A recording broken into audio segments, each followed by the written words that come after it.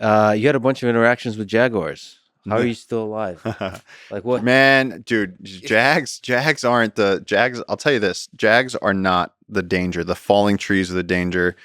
I'll tell you some elephant stories, and then you'll wonder why I'm still alive. But um, Jags, I've was one, So JJ started, and Santiago, his dad, started challenging me to do solos, go out alone into the wild style. I'd have a hammock, a headlamp, 3 days worth of food, some fish hooks, a machete. That's it. And so, like, one of the stories that happened early on was I was out there and it was raining and I was lost. And this is how we test your jungle knowledge. Can you survive out there? Do you know how to find food? Have you listened to the things that we taught you?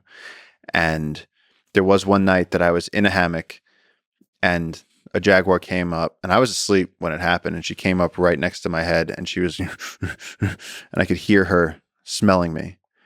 And then my first instinct was to turn on my headlamp, and just the sound of my arm moving against the material, and she just like she just right here, I could feel her breath, and I just laid there in the dark.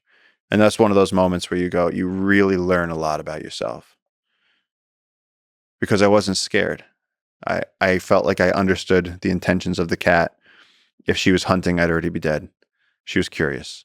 And I was lost, and I didn't know if I was ever going to get out of that jungle. But what she did was energize me, because it was an experience like the giant anaconda, where I said, this is so wild that it's so almost cinematically outside the realm of what I thought my life could be like, that it made me like, wait, because the previous day I was lost, tired, confused, kind of devastated, tail between my legs. After that, I was like, man, you've been waiting for this your whole life.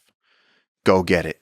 And I like woke up and I was like, I am going to navigate. Even though I've been in this swamp for 3 days, I'm going to find my way out of this swamp. And like, she just like breathed fire into me, where it was like, if that's possible, if I could be 6 inches away from a jaguar's face, then I got that energy from her. So that you're able to start to really hear and feel the jungle around you. Yeah. That was a sign that you know what you're doing. It really felt like a sign. It really did.